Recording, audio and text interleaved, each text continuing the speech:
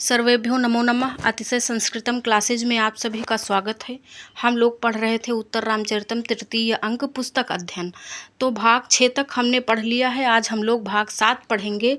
तो आइए विलंब न करते हुए प्रारंभ किया जाए। तमसा स्वागतम इदम तावद आशंकितम गुरुजनेन। ऐसी ही आशंका, स्वागतम मन में, ऐसी ही आशंका, इसी बात की आशंका गुरुजनेन, गुरुजनों के द्वारा की गई थी। किस बात की आशंका? पिछली वीडियो में आपने पढ़ा होगा, और न पढ़ा हो तो पढ़ लें, तब आज का वीडियो ज़्यादा समझ में आएगा। राम कह रहे थे अंतर्लीनस्य दुखाग्ने उद्यामम जलयिष्यतः, तो उत्पीड युधूमस्य मोह प्रागावृणोति माम, ऐसा राम कह रहे हैं ना। तो राम को मूर्छा आ रही है, इस बात की आशंका गुरुजनेन के द्वारा की गई थी। अब ये गुरुजन कौन हैं जिन्हें तमसा संबोधित कर रही हैं? ये गुरुजन हैं भगवती लोपामुद्रा और गंगा जी ने आशंका की थी ना कि राम दंडकारण्य में आएंगे तो हो सकता है वो मूर्छित हों। तो गुरुजनों से तात्पर्य लोपामुद्रा और भागीरथी से है। सीता समाश्वस्य हा कथम एतत्। सीता सम आश्वस्य यानी होश में आकर हा कथम एतत्, हाय यह कैसे हुआ। तो अगर वीडियो अच्छी लगे तो आप लोग प्लीज़ लाइक शेयर और सब्सक्राइब करें। हा देवी दंडकारण्यवास प्रिय सखी विदेह राजपुत्री। हाय देवी, दंडकारण्य में निवास, वास दिया है ना, निवास के समय प्रिय सखी विदेह राजपुत्री यानी कि जानकी इति मूर्छति, ऐसा कहकर मूर्छित हो जाते हैं। तो राम हैं जो ये कह रहे हैं। ये यहाँ पे ये जो पंक्ति है, पुनर्नेपथ्ये हा देवी दंडकारण्यवास प्रिय सखी विदेह राजपुत्री, ऐसा ये लिख के आ जाएगा कि ये कौन कह रहा है। तो कौन कह रहा? नेपथ्य से राम कह रहे हैं। ठीक, बाकी और तो आप लोग जानते हैं विदेह राजपुत्री कौन है। तो सीता हाधिक, हाय धिक्कार है माम मंदभागिनीम व्याहृत्य आमीलित नेत्र नीलोत्पलो मूर्छित एव। हाय मुझ मंद भागिनी को, व्याहृत्य का अर्थ है कि पुकार कर, आमीलित नेत्र नीलोत्पलो नील कमल सदृश नेत्रों को बंद करके मूर्छित हो गए। कौन मूर्छित हो गए? राम मूर्छित हो गए। आपकी बार देखिए राम मूर्छित हुए, अभी इसके पहले 2 बार सीता मूर्छित हो चुकी है ना। हा कथम धरिणी पृष्ठे निरुद्ध निःश्वास निःसहम विपर्यस्तः। हाय कथम, कैसे, धरिणी पृष्ठे भूतल पर, निरुद्ध निःश्वास का अर्थ है कि सांस रोके हुए, और निसह का अर्थ है असहाय। वे कैसे विपर्यस्त यानी अस्त व्यस्त हुए, और कहाँ पे पड़े हैं? धरिणी पृष्ठे, भूतल पर पड़े हुए हैं। भगवती तमसे, हे भगवती तमसा परित्रायसो, रक्षा करो, जीवये आर्यपुत्रम, आर्यपुत्र को जीवित कीजिए। अब ये जो परित्रायस्व शब्द है ना, इसका अर्थ, इसका जो अर्थ बचाओ भी दिया है, पर बचाओ भी होगा, लेकिन परित्रायस्व का अर्थ रक्षा करो भी होगा, क्योंकि ये परित्रायस्व में त्रय धातु है ना, और त्रय धातु रक्षा के अर्थ में होती है। अब आइए हम लोग इस पेज की व्याकरण देख लेते हैं। आशंकितम पद दिया है ना, तो आशंकितम की व्याकरण देख लेते हैं। ये यहाँ पे आशंकितम, आशंका की थी, आशंक धन कत, समाश्वस्य, ये समाश्वस होश में आकर, सम आश्वस होश में आकर, सम आश्वस ल्यप, दंडकारण्य, यहाँ पे दंडकारण्यवास प्रिय सखी कौन है? सीता जी हैं। दंडकारण्य में निवास करने के समय की प्रिय सखी। बासंती भी हैं, लेकिन सीता जी तो राम के साथ ही थी ना, तो सखी जैसे रहती थी। दंडकारण्ये वासः तत्पुरुष समास, तस्मिन् प्रिय सखी तत्समुद्धि तत्पुरुष समास। ठीक, 2 बार तत्पुरुष समास हुआ है। दंडकारण्य में पहले तत्पुरुष समास, दंडकारण्य वास में पहले तत्पुरुष समास, फिर दंडकारण्य वास प्रिय सखी में समास तत्पुरुष। ठीक, ऐसे हम लोग समझेंगे, समास के मामले में गलती ना होने पाए। मंदभागिनी, मंदभागिनी पद अपने लिए बार बार सीता कहती हैं उत्तर रामचरितम में। मंदभाग इन गीप द्वितीय का एक वचन। आमीलित नेत्र, ये यहाँ पे व्याहृत्य आमीलित नेत्र, तो आमीलित नेत्र, आमीलिते नेत्रे एव नीलोत्पलेयेन सह बहुव्रीहि। धरिणी पृष्ठे, धरिणी पृष्ठे का अर्थ है भूतल पर, धरण्याः पृष्ठे तत्पुरुष समास। निरुद्ध निःश्वास, यहाँ पे देखेंगे निरुद्ध निःश्वास, निरुद्धः निःश्वासः यस्मिन् कर्मणि तत् निरुद्ध निःश्वासम, तो इसका समास भाई याद रखना। ठीक, निरुद्ध निःश्वास में कौन सा समास है? बहुव्रीहि समास दिया है। निर स्वस धन घई प्रत्यय, कौन सा प्रत्यय है? घई प्रत्यय है। किसमें? निःश्वास में। निसह असहाय, निसह का अर्थ है असहाय। निर सह अच, अब निसह में पूछेंगे कौन सा प्रत्यय है तो क्या बताएंगे? अच प्रत्यय, सह धातु और निर उपसर्ग है। ऐसे शब्दों को याद रखेंगे ना।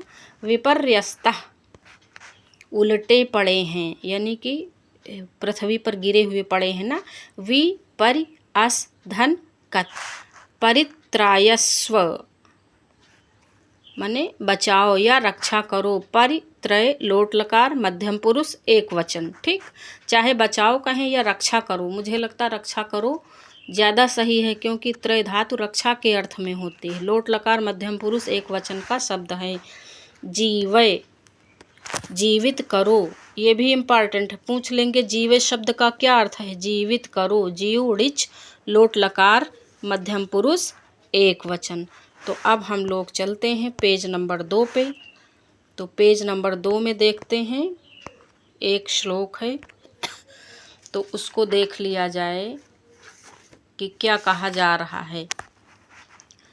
तमसा कह रही हैं, त्वमेव ननु कल्याणी संजीवय जगत्पतिं, प्रिय स्पर्शो हि पाणिस्ते तत्रये स निरतो जनः। त्वमेव ननु कल्याणी संजीवय जगत्पतिं, प्रिय स्पर्शो हि पाणिस्ते तत्रये स निरतो जनः। तो ये अनुष्टुप यानी कि श्लोक वृत्तम और तमसा के द्वारा कहा गया श्लोक है। अब देखिए सीता की बात पे तमसा जी क्या कहते हैं, क्या कह रही हैं। तो कह रही त्वमेव ननु कल्याणी, हे कल्याणी सीता तुम ही संजीवय जगतपतिम, यानी कि जगत के पति को तुम ही अवश्य जगत के स्वामी को होश में लाओ। संजीवय होश में लाओ, क्योंकि प्रिय स्पर्शो ही पाणिस्ते, जो तुम्हारे हाथ का प्रिय स्पर्श है उन्हें जो प्रिय है, तुम्हारे हाथ का जो स्पर्श है वह उन्हें प्रिय है। किन्हें? राम को। और तत्र स निरतो जनः, और उसमें राम अनुरक्त हैं, यानी कि तुम्हारे हाथ के स्पर्श से वह परिचित हैं, इसीलिए कहा गया वह उसमें अनुरक्त हैं। तो यहाँ पर जो ये जनः पद आया, ये किसके लिए आया?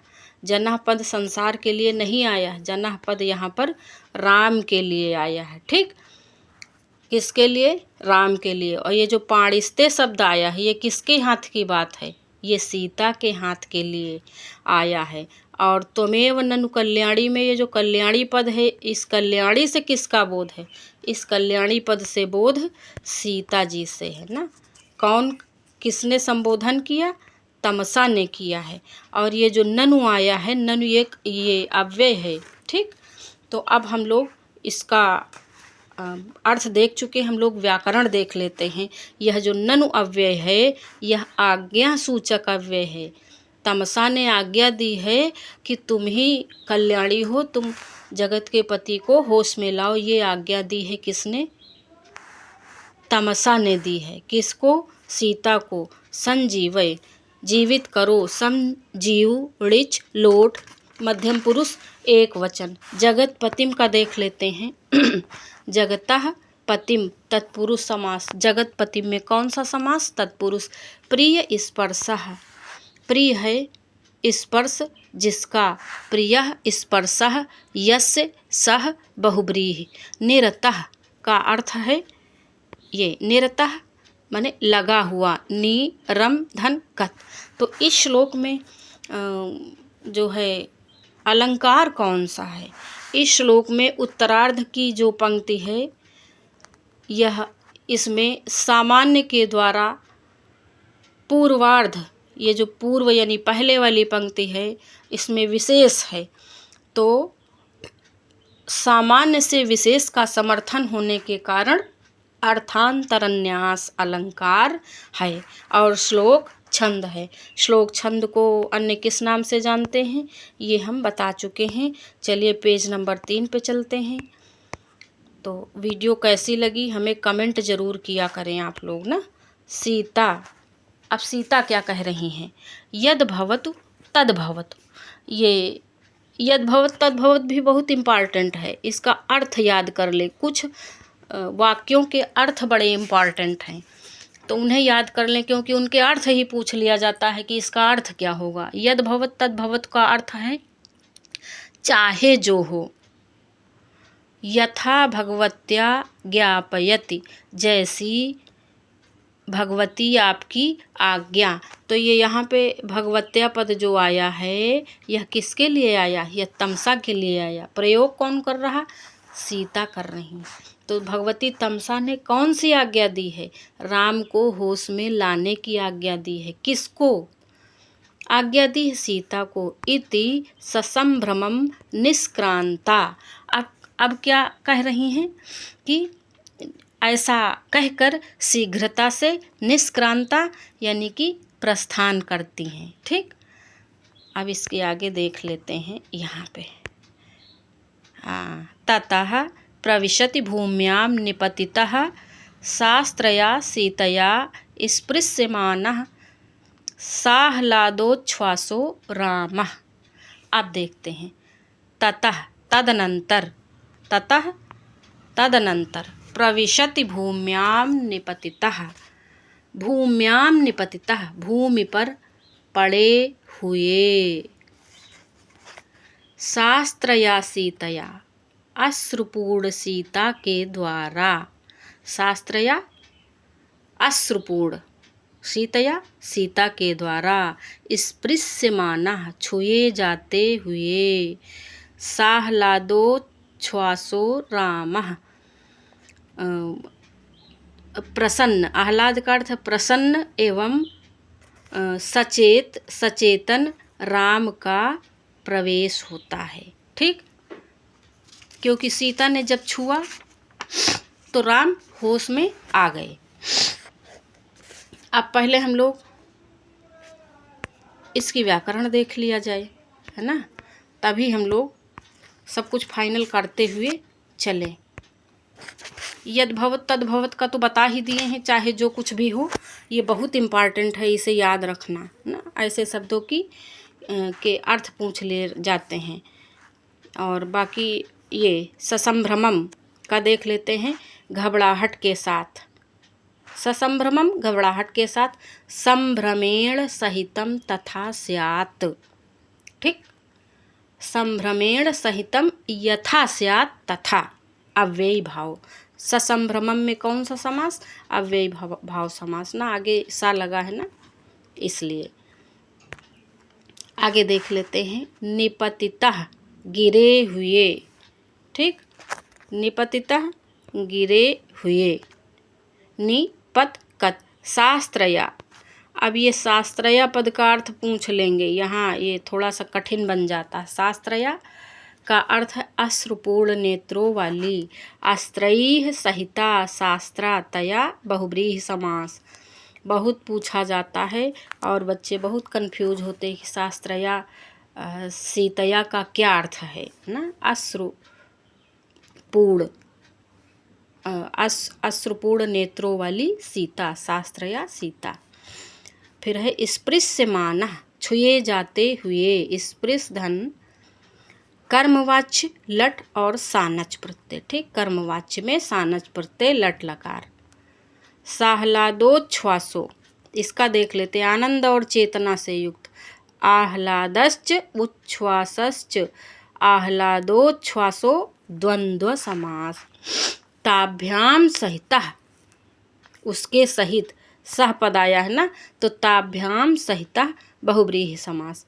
जाने, ठीक, यहाँ पे जाने ज्ञा धातु लट लकार आत्मनेपद उत्तम पुरुष एक वचन। जाने का भी भाई थोड़ा सा कठिन है, जान ले।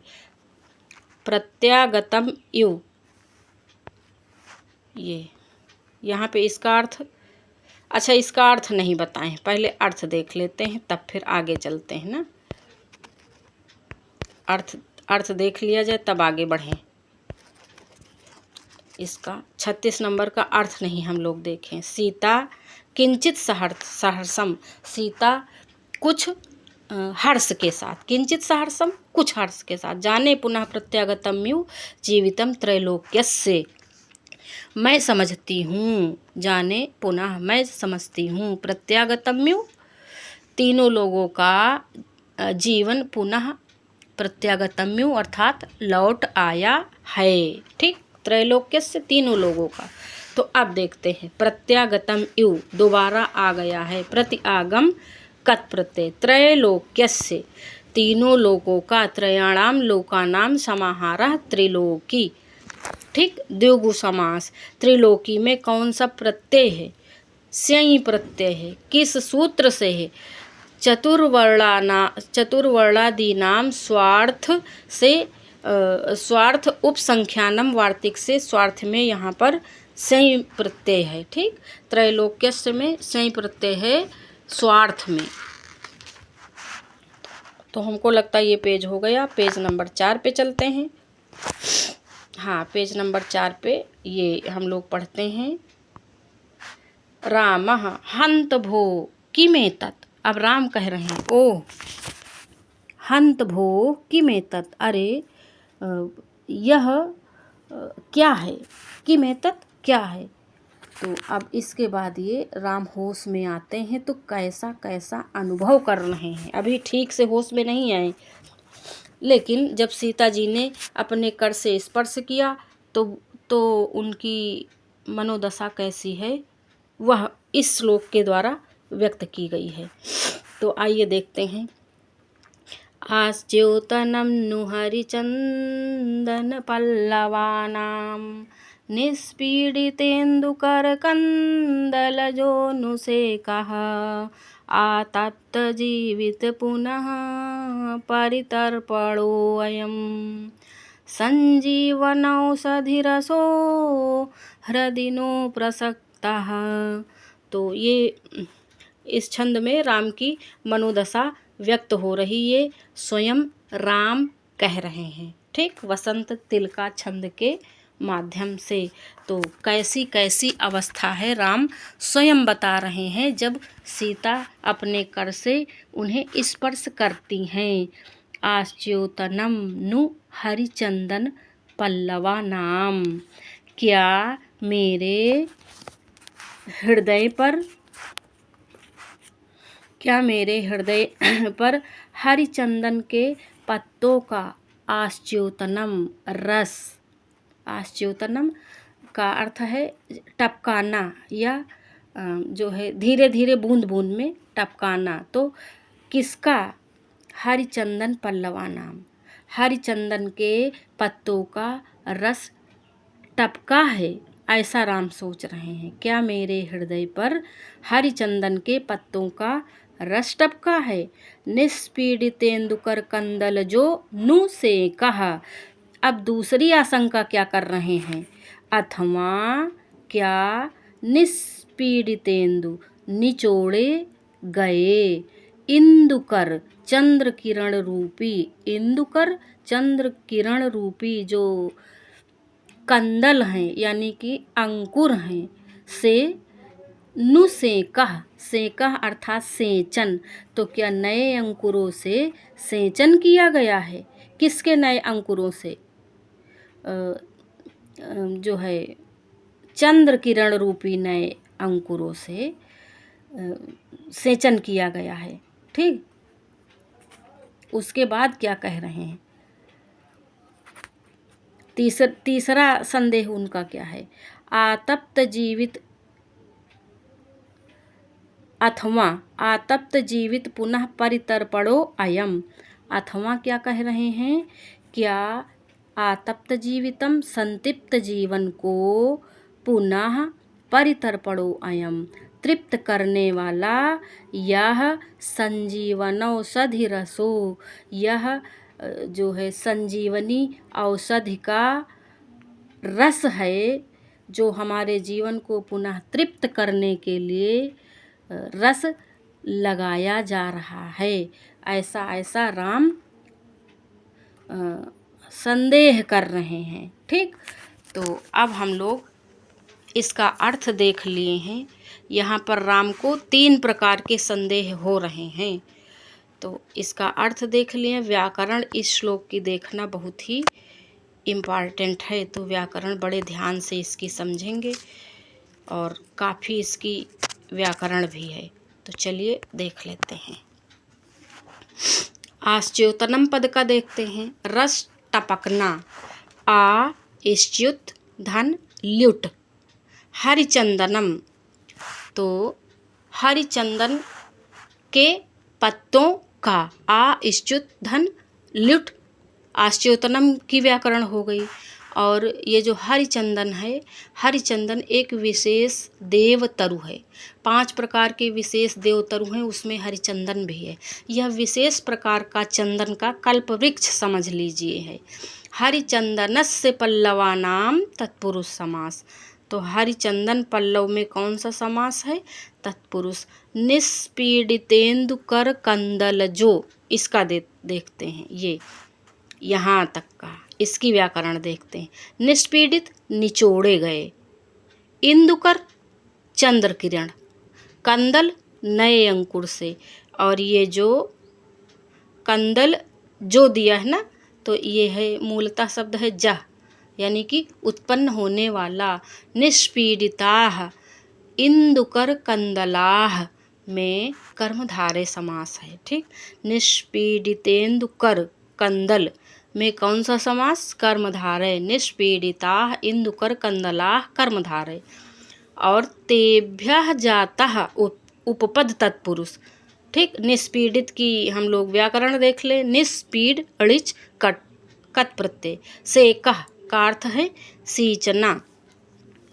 सेच धन घई आतप्त जीवित पुनः, संतप्त जीवन को फिर से तृप्त करने वाला। आतप्तस्य जीवितस्य पुनः परितर्पणः तत्पुरुष समास न। तो आतप्त की व्याकरण क्या होगी? आ धन तप धन कत प्रत्यय, परितर्पणः परि तृप ल्यू और ल्यू को अन, परितर्पणः में ल्यू प्रत्यय है, ल्यू को अनादेश। ठीक, संजीवन औषधि रसो, ये यहाँ पे संजीवनी औषधि का रस, संजीवनी औषधि। ठीक, औषधि नहीं होगा, औषधि ही होगा। ठीक, संजीवन औषधि में जब विग्रह करेंगे तो क्या होगा? संजीवनी औषधि कर्मधारय समास है यहाँ पे। ठीक, संजीवनी औषधि में कर्मधारय समास। तस्याः रसा तत्पुरुष समास। प्रसक्तः लगाया गया है, प्रसक्तः यहाँ पे लगाया गया है। प्रासंजधन कत प्रत्यय। तो इस श्लोक में विशेष क्या है, यहाँ पर शुद्ध संदेहालंकार है और राम ने 3 प्रकार का संदेह किया है।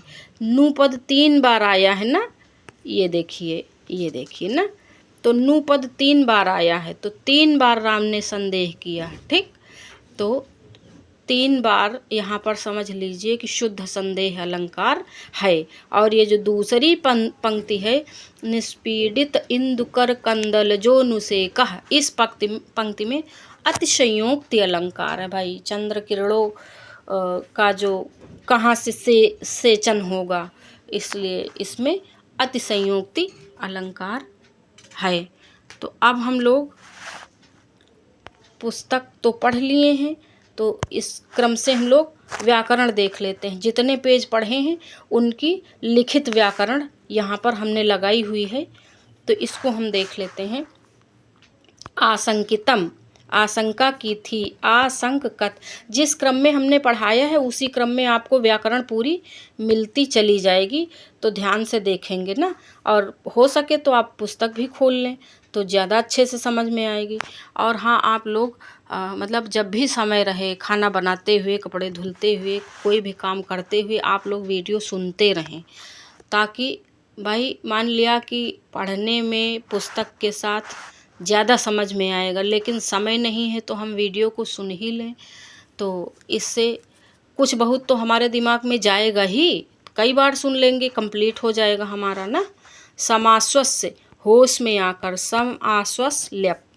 दंडकारण्य वास प्रिय सखी, दंडकारण्य में निवास करने के समय प्रिय सखी। दंडकारण्य वासः तत्पुरुष, तस्मिन् प्रिय सखी। तत्समुद्धि, तत्पुरुष समास। ठीक, अब जल्दी जल्दी व्याकरण पढ़ेंगे। मंदभागिनीम, मंदभाग इन गीप द्वितीय का एक वचन। आमीलित नेत्र, आमीलिते नेत्रे एव नीलोत्पले येन सह बहुव्रीहि। धरिणी पृष्ठे, भूतल पर धरण्याः पृष्ठे, तत्पुरुष समास। देखिए इस पेज में हमने तिरछा तिरछा लिखा, काफ़ी पहले का हमारा नोट्स है ना तो पहले हम बिना लाइन वाले पेज पे अच्छे से लिख भी नहीं पाते थे। निरुद्ध निःश्वास, निरुद्धः निःश्वासः यस्मिन् कर्मणि तत्। निरुद्ध निःश्वासम में बहुव्रीहि समास। निर्श्वस घई प्रत्यय। ठीक, फिर देखते हैं निःसह असहाय। निर्सह अच प्रत्यय। विपर्यस्ता, उल्टे पड़े हैं। भूमि पर राम गिरे पड़े हुए होते हैं ना। वि परि अस धन कत प्रत्यय। परित्रायस्व, यहाँ पर परित्रायस्व, ये यहाँ पे वा होगा। परित्रायस्व, ठीक, वा होगा। परित्रायस्व शब्द है। बचाओ, परित्रय लोट लकार मध्यम पुरुष एक वचन। परित्रायस्व में त्रय धातु है। जीवे का अर्थ है जीवित करो, ये इम्पॉर्टेंट है। जीव ऋच लोट मध्यम पुरुष एक वचन। आगे देखते हैं। त्वमेव ननु कल्याणी वाले श्लोक की व्याकरण। ननु शब्द यहाँ पर अव्यय है। कैसा अव्यय है? आज्ञा सूचक है। इस श्लोक को बोलती कौन है? तमसा बोलती। संजीवय, जीवित करो। सम जीव ऋच लोट लकार मध्यम पुरुष एक वचन। ठीक। जगतपतिम, जगतः पतिम तत्पुरुष समास। प्रिय स्पर्शः, प्रिय है स्पर्श जिसका। प्रियः स्पर्शः यस्य सह बहुव्रीहि। निरतः, लगा हुआ। निरम कत प्रत्यय।